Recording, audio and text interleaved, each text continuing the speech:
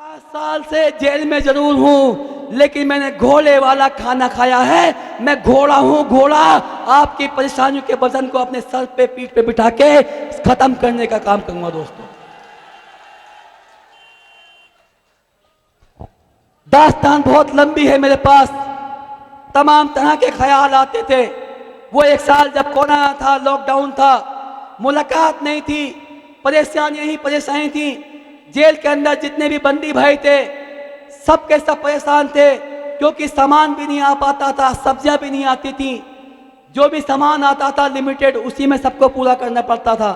जब वो दौर था, इधर जब मैं घर की तरफ देखता था, रोज अखबार में मैं सुनता था, अखबार में पढ़ता था। एक दिन ऐसा नहीं था,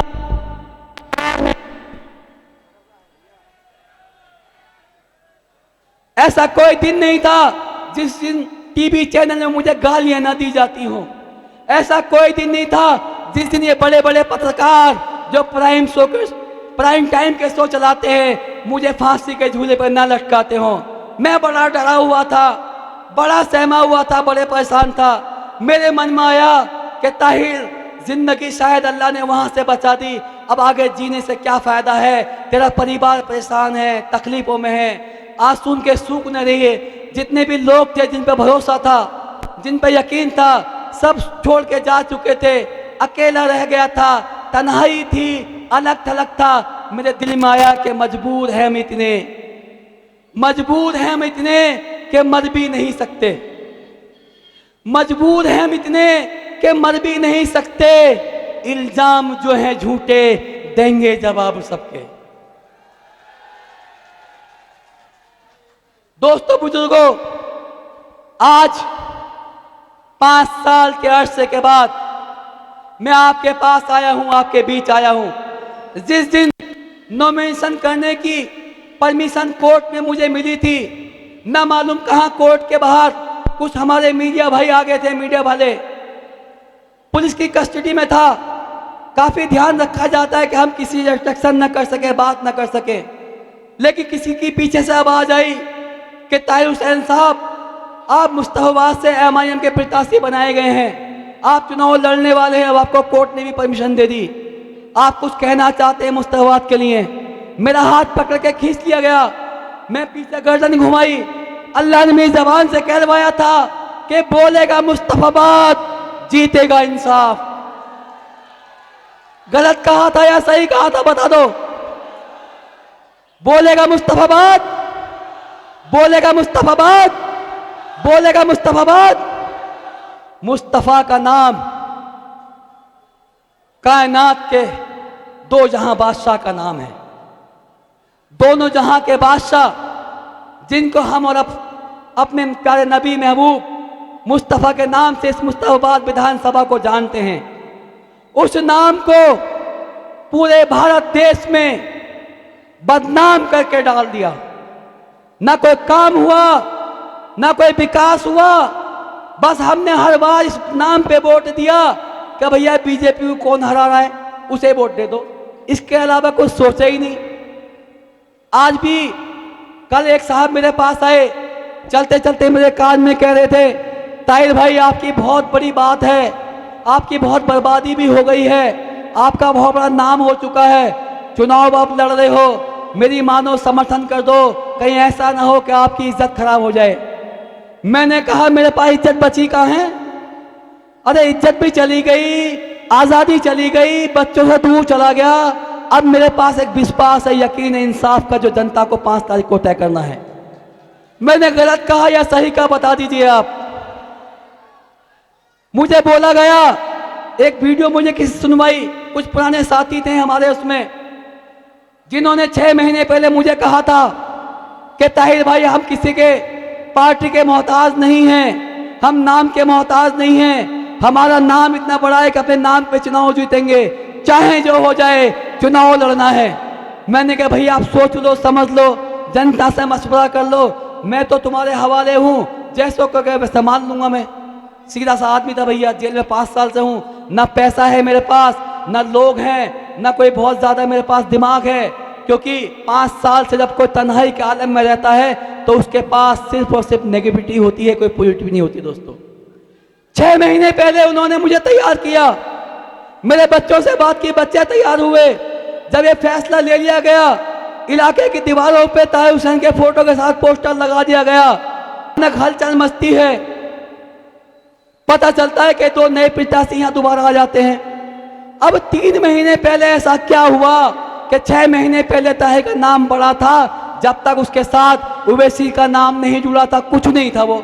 आज उवैसी साहब का नाम जुड़ा है, तब भले ही देश में एक पहचान बनी हो, बनी ना बनी बता दो भाई साहब।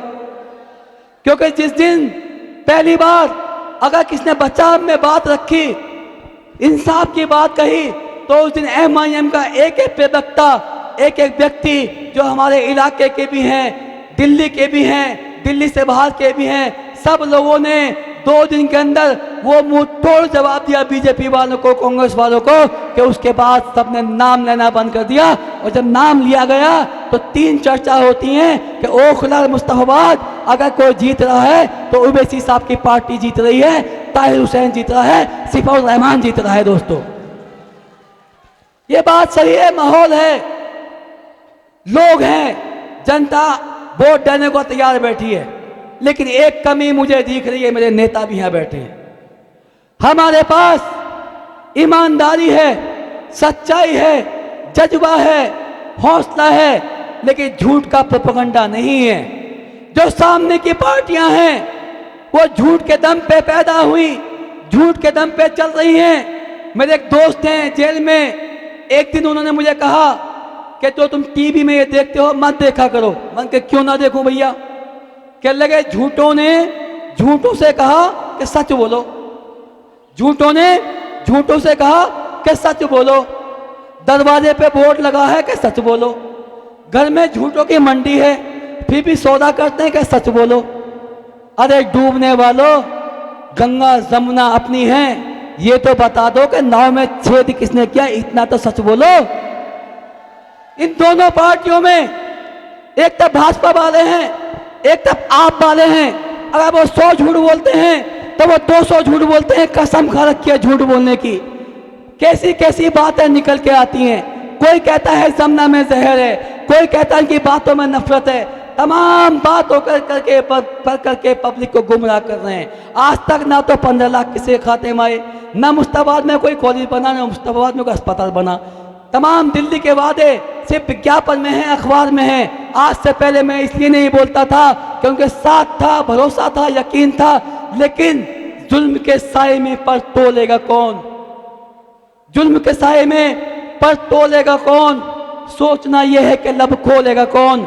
अगर आज ताहिर हुसैन भी चुप बैठा तो फिर बोलेगा कौन? मेरे पास कहने के लिए मैं कहता हूं बार बार बहुत कुछ है, लेकिन समय की पाबंदी है। हमारे बड़े नेता हमारे साथ हैं। आज मुझे उनकी बात को सुनना है, समझना है, उनसे सीखना है। इंशाल्लाह बहुत जल्दी दोबारा मौका मिलेगा, मैं आपसे बात करूंगा। बस एक अपील मैं आपसे करके इजाजत लूंगा कि बदलते वक्त का एहसास जरा तुम भी समझ लेना। आज जो वक्त बदल रहा है, हालात आपके सामने हैं, कि बदलते वक्त का एहसास जरा तुम भी समझ लेना। छलकते आंसुओं की लाज जरा तुम भी रख लेना। भुलाकर हर गिला शिकवा मुझे अपना बना लेना। देकर वोट पतंग पर तुम ताहिर को जिता देना। दोस्तों, ताहिर कल भी तुम्हारा था, ताहिर अब भी तुम्हारा है। ताहिर कल भी तुम्हारा था, ताहिर अब भी तुम्हारा है। रखूंगा सर को ऊंचा मैं तुम्हारे, ये वादा मेरा है। निभाकर रिश्ता तुम अपना, मेरा बस साथ दे देना। देकर वोट पतंग पर तुम ताहिर को जिता देना। दोस्तों, जो दाग मुझ पर लगा है वो भी मुझे खत्म करना है कि मोहब्बत भाईचारे का पुराना वक्त भी लाना है। याद है ना, हम कांवड़ सेवा भी करते थे, भंडारे भी लगाते थे, अफ्तार पार्टी भी करते थे। सारे मुस्तफाबाद के अवाम, हिंदू मुसलमान सब मिलकर रहते थे। ना मालूम किसने नफरत फैलाई कि मोहब्बत भाईचारे का पुराना वक्त भी लाना है। मुस्तफाबाद वालों से मेरा ये खास कहना है। क्या खास कहना है? मोहब्बत भाईचारे का पुराना वक्त भी लाना है। मुस्तफाबाद वालों से मेरा ये खास कहना है कि हुकूमत हो किसी की भी मगर तुम, हुकूमत हो किसी की भी मगर तुम इंसाफ कर देना। देकर वोट पतंग पर तुम ताहिर हुसैन को जिता देना। बंदिशें हैं जहां दिन रात उसे तिहाड़ कहते हैं, बंदिशें हैं जहां दिन रात उसे तिहाड़ कहते हैं। तुम्हारी याद में रह कर के कुछ सपने भी देखे हैं, मिटा दूंगा मैं हस्ती को अपनी, तुम आवाज दे देना, देकर वोट पतंग पर तुम ताहिर हुसैन को जिता देना। खुदा के वास्ते, खुदा के वास्ते तुम मुझे यूं मायूस ना करना, हुआ जो जुल्म मुझ पर है उसे यूं मत भुला देना। पीड़ित हूं मैं, अपराधी नहीं, जमाने को बता देना, देकर वोट पतंग पर तुम ताहिर हुसैन को जिता देना। और आखिरी बात कि सभी माँ बाप जैसे हैं मेरे और भाई बहने हैं, सभी माँ बाप जैसे हैं मेरे और भाई बहने हैं, क्योंकि मेरा मानना है कि तकदीर दुआओं से बदली जाती है, परेशानियां दुआओं से ख़त्म होती हैं, तकदीर के फैसले दुआओं से बहुत ज़्यादा पलटे जाते हैं। सदका करें मेरे लिए, नमाज पढ़ें, अल्लाह का शुक्र अदा करें, लेकिन 5 तारीख को जीत की दुआ करें कि सभी माँ बाप जैसे हैं मेरे और भाई बहने हैं, सभी नौजवान साथी हैं मेरे और क्षेत्र के वासी हैं। दुआ तुम मांगना, अल्लाह के आगे हाथ फैलाना, देकर वोट पतंग पर तुम ताहिर हुसैन को जिता देना। अस्सलाम वालेकुम। बोलेगा मुस्तफाबाद, बोलेगा मुस्तफाबाद। आपके सामने जैसा था वैसे ही आना चाहता था, लेकिन पहले मैं बिजनेसमैन था, राजनीति में मैं पैसे कमाने नहीं आया था, आप सब जानते हैं। जब मैं पार्षद था, आप जानते हैं, कोई भी बीट कांस्टेबल या कोई भी एमसीडी का बंदा पैसे नहीं मांगता था जब तक मैं था, और ना कोई कह सकता। मैंने कसम खाई थी जब पार्षद का चुनाव जीता था कि अगर 1 रुपया भी मैंने लिया किसी से भी वो हराम होगा। कहा था, 3 साल में आपके बीच में रहा, 2 साल जेल में रहा, बहुत परेशानी थी, खाने के लाले थे। मेरे बच्चों से बात हुई, इनसे कुछ लोगों ने संपर्क करा जो उस महकमे के इंस्पेक्टर थे कि भैया हम कुछ मदद कर दें। बच्चों ने मुझे कहा, अप्पू ऐसे ऐसे वो लोग आए थे। मैंने कहा बेटा मैं तुम्हें इस परिस्थिति में ना मना करूँगा ना हाँ करूँगा, लेकिन मैंने कसम खाई थी बस इतना बताऊँगा। मेरे बच्चों से 2 दिन बाद जब मैंने पूछा क्या फैसला लिया, मेरे बच्चों ने, मेरे बेटे ने कहा, अप्पू जो नाम तुमने कमाया है, जो कसम तुमने खाई थी, हम तुम्हारा खून हैं, हम तुम्हारे खून की लाज रखेंगे, मरते दम तक हम भी तुम्हारे नक्शे कदम पे चलेंगे। उस वक्त हालात बहुत खराब थे भैया, मगर मैंने ना हिम्मत हारी ना हौसला तोड़ा। एक कसम जरूर खाई थी। फिर क्या कसम खाई थी कि जो जिंदगी अल्लाह ने मुझे बख्शी है, क्योंकि वो तारीख जो मैं नाम नहीं लेना चाहता, उस दिन मुझे लगा था कि ना मैं बचूंगा, ना मेरे बीवी बच्चे बचेंगे, ना मेरे माँ बाप बचेंगे। क्योंकि वीडियो जो आप देखते हैं, जो टीवी पे सर्कुलेट होती है, आसपास देखना चाहो तब या तो मैं इस कोने पे हूँ भाग रहा हूँ या उस तरफ भाग रहा हूँ। अंदाजा लगाना है कि मैं क्या कर रहा था भैया, मदद मांग रहा था सिर्फ। तो मैंने जब आज 3 साल के बाद, 4 साल के बाद, 5 साल होने से पहले एक कसम फिर खाई है कि राजनीति मेरे लिए न कल व्यवसाय था, ना बिजनेस था, ना आज है ना कल होगा, लेकिन अब एक जिम्मेदारी जरूर मैं लेता हूँ। वो जिम्मेदारी लेता हूँ कि दिल्ली मुस्तफाबाद तो मेरा घर है, परिवार है, इसके अलावा दिल्ली हो या देश हो, जहाँ भी मजलूम के खिलाफ जुल्म होगा उसके लड़ाई में लड़ने का काम करूँगा। जहाँ भी हकदार का हक मारा जाएगा उसके साथ कदम से कदम बना के चलने का काम मैं करूँगा। ये टोपी मेरे हाथ में है दोस्तों, ये टोपी मैं लाया हूँ खास तौर से। 5 साल से मेरे पास जेल में मेरे बैग में रखी थी। 2014 में आखिरी बार जब मैं राजनीति में आने से पहले, जब मैंने बाहर मकान बनाया था मेन रोड पे संजय चौक से बेच के, उस वक्त मैं अपने बीवी बच्चों को लेके उम्रा करने गया था, क्योंकि हज तो मैंने 2008 में अल्लाह ने करा दिया था।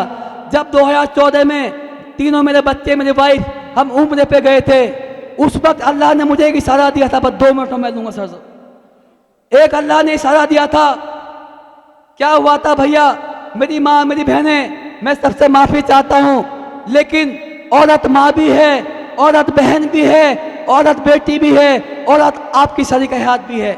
जब हमारा वापसी का टाइम हुआ मदीने से दिल्ली आने का, तो हमारी जो शरीका हयात थी, अहिल्या थी, हमारी वाइफ थी, पत्नी थी, वो रोजाना जो वहाँ बाजार लगे हुए थे जहाँ से सोने का चांदी का सामान मिलता था, जाना, नमाज पढ़ के वहाँ निकलना, रोज सामान देखना, मगर खरीदना कुछ नहीं, पसंद ही नहीं आया।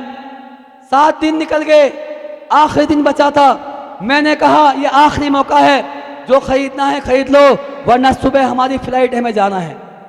उस वक्त एक सामान खरीदा, जो सामान था वो लगभग 10,000 रियाल का था।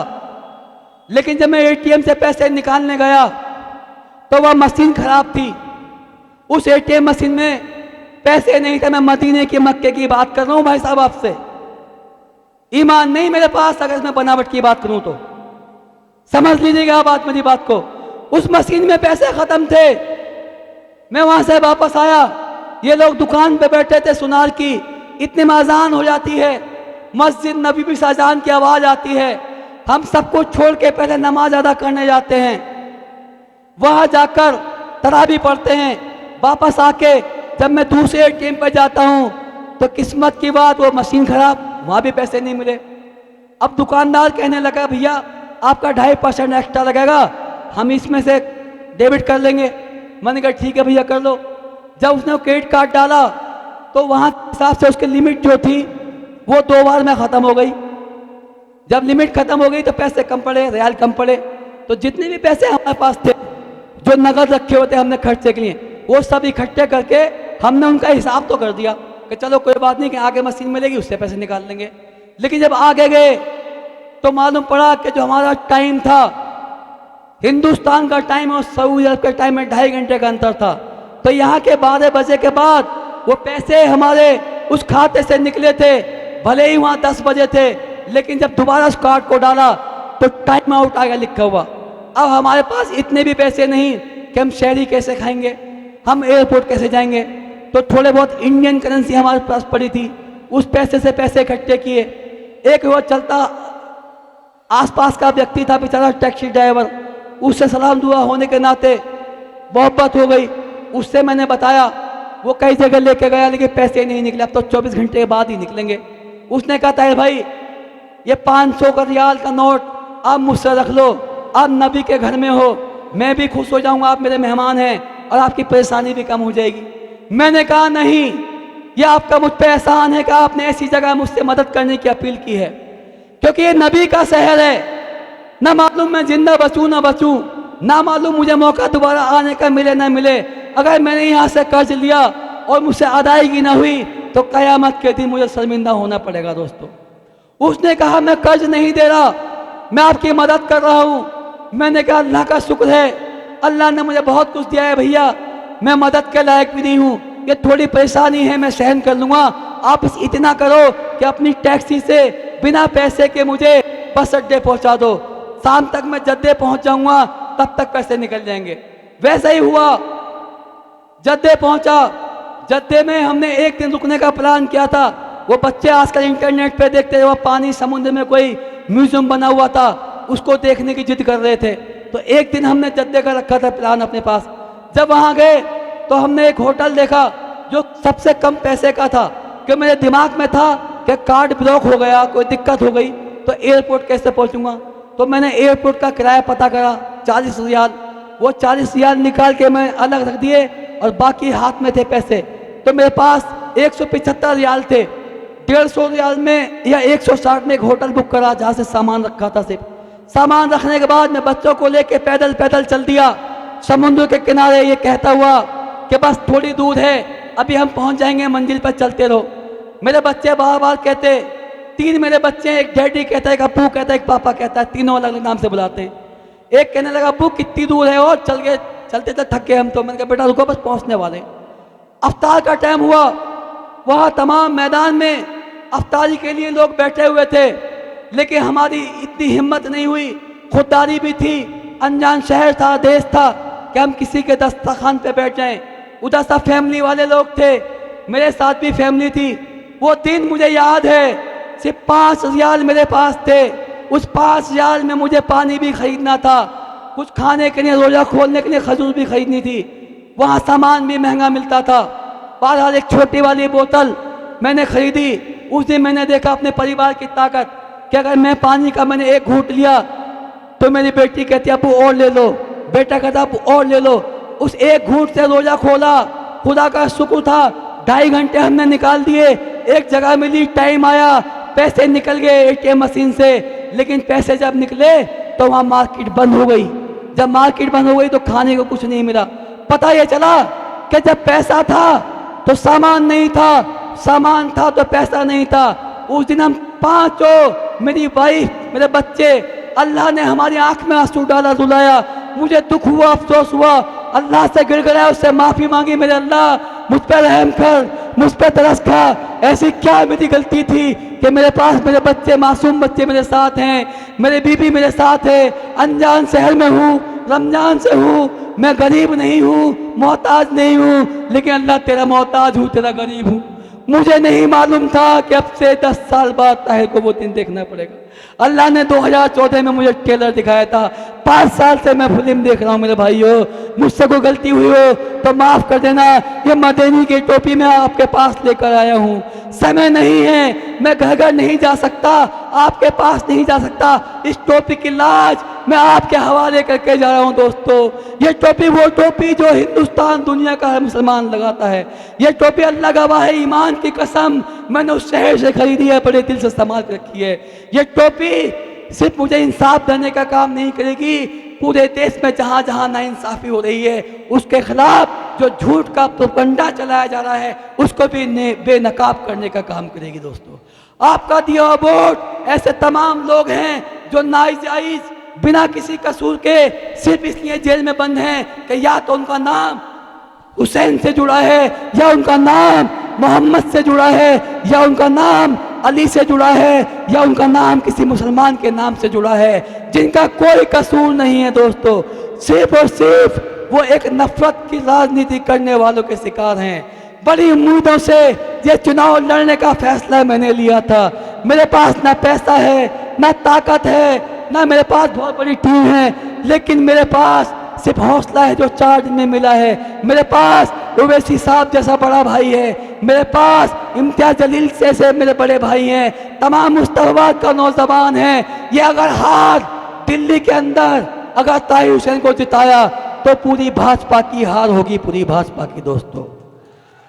अगर ताहिर हुसैन को आपने हरा दिया तो दिल्ली में ये हार ताहिर हुसैन की नहीं बल्कि भाजपा की जीत होगी, भाजपा की जीत। इससे ज्यादा मैं कुछ नहीं कहूंगा। सबको मौके मिल जाएंगे, सबके पास मौके आते हैं। आदिल भाई को भी मौका मिल जाएगा, अली भाई को भी मौका मिल जाएगा। बहुत ज़्यादा अभी उनकी उम्र नहीं है, अभी कल के नौजवान हैं, लेकिन मेरे पास ये आखिरी मौका है मेरे भाइयों, मेरे दोस्तों। मैं इससे ज़्यादा आपके सामने नहीं गिड़गिड़ाऊंगा। अल्लाह के पास जाऊंगा, क़यामत के दिन पूछूंगा कि जब ताहिर हुसैन को नीलाम करा जा रहा था, जब ताहिर हुसैन को नफरत के बाजार में घसीटा जा रहा था, जब ताहिर हुसैन के बच्चों के साथ जुल्म हो रहा था, जब ताहिर हुसैन को लोगों ने अकेला छोड़ दिया था, तो यही मुस्तफाबाद के अवाम जो आज तमाम तरह के रिश्ते निभाने की बात करती है, तमाम चीज़ को भुलाने की बात करती है, यह अवाम आपको जवाब क़यामत पे देना होगा कि एक इंसान जिसके खिलाफ नाइंसाफ़ी हुई, उसने आपसे वोट मांगा इंसाफ की खातिर, या आपने वोट दिया दूसरों डराने की खातिर। दोस्तों, फैसला आपको करना है। तारीख नज़दीक है, 5 तारीख पतंग का निशान, 5 तारीख पतंग का निशान, यही है ताहिर हुसैन मुस्तफाबाद की पहचान। अस्सलाम वालेकुम।